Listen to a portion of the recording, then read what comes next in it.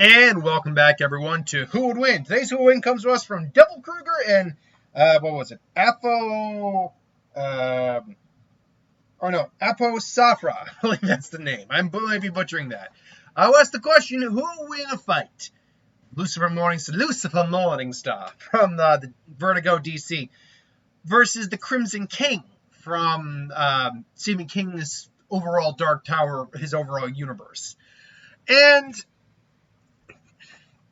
there's this similarity. Crimson King is kind of likened to a Satan-esque figure, with the only being known to be stronger than them is Gon, or what the equivalent is of God in their world.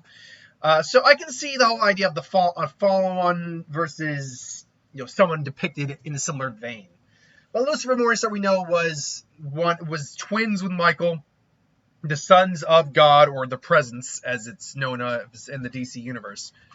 And he fell. He was treated as the devil, and technically Lucifer is genderless, but is always depicted as the angels have genders, kind of grafted on them.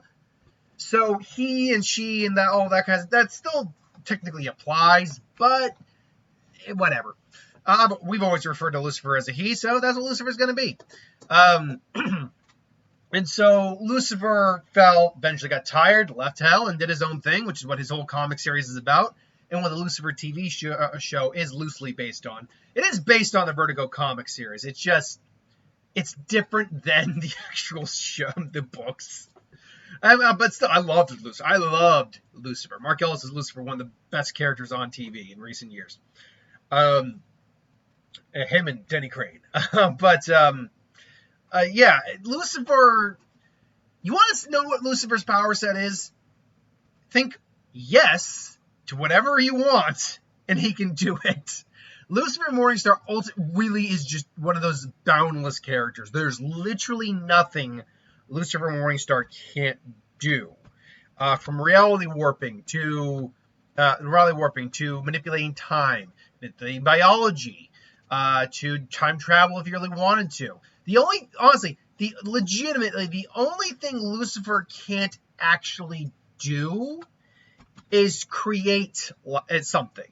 Create life specifically. He needs to be with his brother Michael to be able and combine their powers ultimately together for him to be able to actually do that.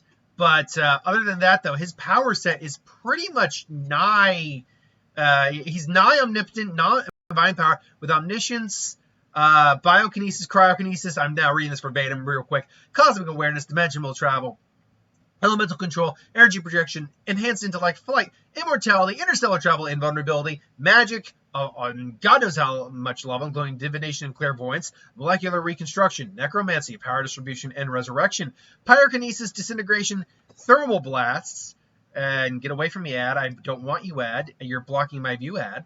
Where was I? Oh, yeah. Thermal blast, reality alteration,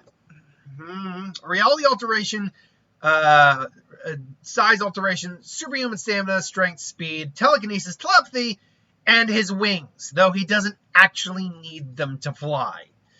The only thing Lucifer really can't do on his own is to create something, to particularly create life or something like that. Again, he needs to be with his brother Michael, and basically them in agreements with each other to be able to do something like that. Otherwise,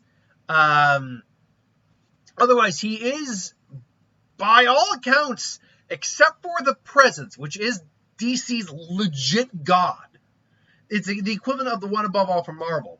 Apart from that, he's pretty, maybe, and arguably tied with Michael. He is the strongest being in the universe.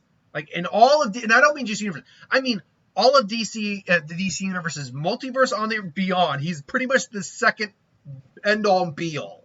What was it? The hand, Darkseid can't stand this guy. Darkseid might be one of those guys who could give him an actual fight. Darkseid, even Perpetual, who theoretically created the multiverse, still is not on the same level as Lucifer Morningstar. That's how powerful Lucifer Morningstar actually is. Now, the Crimson King, though, is also pretty powerful. Legit. The Crimson King is another multiversal individual. The King's among his many lists of powers. But before that, Crimson King is essentially the main antagonist of many of the Dark Tower series novels. He even went so far as to kill himself and bring himself back as an undead. Apparently, though, the Crimson King's species is that of a were-spider, weirdly enough. So, figure that out. He's the self-assigned leader of the random or the red, in opposition to the purpose or the white. The king is the controlling power behind such villains as Atropos, Mr. Munchin, Dan DeLello, and Randall Flagg. Okay, that one I know. He also controls many minions such as vampires, the Tahi, Kantoy, and great number of humans via John Ferris. His actual power set, he has unimaginable power, almost being omnipotent. The Crimson King is implied to be a higher being, similar to it in Maturin, but is likely even more powerful than them, with only the confirmed stronger. The only being confirmed stronger, as I said, is gone by many Abrahamic religions, known as many Abrahamic religions as God. His actual legit list of powers, it's a little more vague what his actual list of powers are, as I can find them described kind of here. His actual list of powers seem to be, eventually people gotta stop making up kinesis names. So non-existence physiology. Technically, he's that implies that he's actually a being who. I don't actually know what in concept that means. I get immortality with something like Null from Marvel, who existed before these concepts of life and death technically occurred. He comes from the Ichor and stuff like that of the primordial darkness, so I can understand concepts like that. But non-existence physiology, I don't quite get. But plot manipulation, chaos manipulation. Okay, let me see if I can pronounce this, and then see if this is actually a kinesis, or if this is just one of those things where it got made up. He has an ability, and then someone basically used it to... Okay, let's see. Paragraph. The 3 is also known as having the power of madness manipulate. Okay, all right. Paraphronesis kinesis, or paraphonikinesis. Force fields, telepathy. Mentokinesis. Is that... Okay, if this is mind control, then just say... In fact, why... This is why going to Villains Wiki, by the way, folks, maybe isn't always the best thing. Is the ability to control minds. Seriously, just say mind control. Just say madness manipulation. Why do these people on Villains Wiki... And by the way, I'm only going to Villains Wiki because it's giving me a laundry list of abilities this guy actually has versus the other places I could find. But why not just freaking say mind control and manipulation and madness manipulation? You said chaos manipulation. You didn't do whatever chaos kinesis would be, which I wonder what that would be, actually. Abstract essence, at least higher beyond dimensional existence, portal creation, sealing, universal battlefield removal, immortality, necromancy, esokinesis. I'm not even going to bother anymore. High intelligence, shape-shifting, elemental kinesis. Just say elemental manipulation. Come on, now you're just being asses with this. Atom kinesis, vast dark magic control over the deadlights, which implies to some people hence the were-spider thing comes into play, similar to it to a certain degree, Pennywise. Implies that maybe they're actually the same species, but that's never been proven, and I don't think that actually is the case. Here's the problem, though, is that despite all his power, he is actually determined to be dead at this point in his history. I will also say this, everything he's just done, Lucifer Morningstar can do. They're both higher dimensional beings. The only difference is that in order, the Crimson King actually killed himself and brought himself back as an undead, and he was weakened in that state. Still overly powerful, but weakened in the state based on what I read and looked up. So that implies, a willingness to do whatever needs to be done, including weakening yourself. But against someone like Lucifer Morningstar, who's already one of the most powerful characters in DC, let alone in comics, to be honest. I'm not saying he's maybe the top 10. I mean, he could be. But it's difficult to actually say who is like the strongest in all of comics when you factor in DC, Marvel, Vertigo. Hell, if you had manga in there, because manga are basically comics too. Manga, Dark Horse, you add all of that together. Image. It's difficult to truly say who is the ultimate strongest character in all of comic history. Because you get your versions of gods, like legit God in there, in all those versions. Then, like, how do you determine which version of God is stronger? That's just a near impossible question to do, or answer to do, or to answer. Question to answer is what I was trying to say. Jeez. So again, but we're back to the question: who wins against Lucifer or the Crimson King? I think the fact is that while both these guys are extra-dimensional, multiversal, Lucifer is like a couple steps removed from multiversal as well. Like I said, even like Perpetua, who allegedly created the entire multiverse, a beyond multiversal being, Lucifer, by all accounts, is still stronger than that character. Lucifer,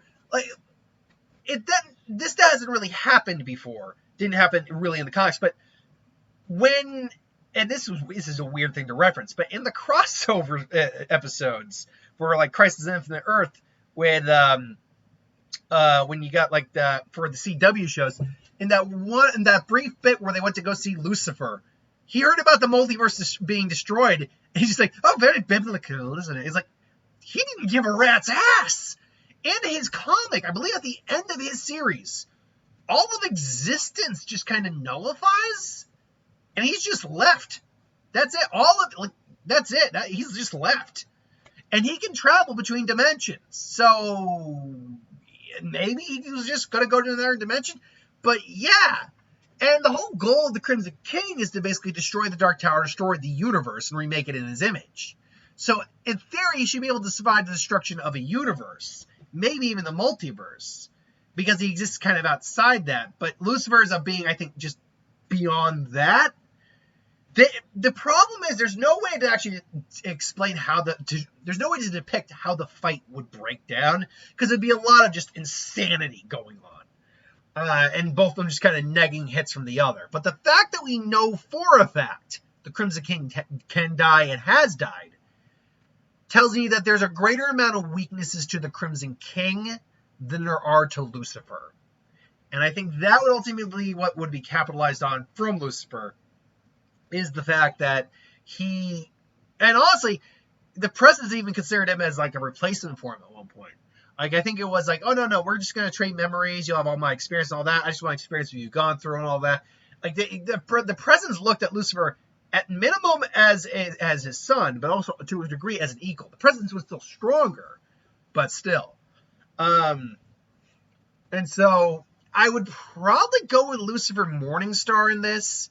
As far as we know, he's probably older than the Crimson King as well, because we just don't have a time frame on how old the Crimson King is.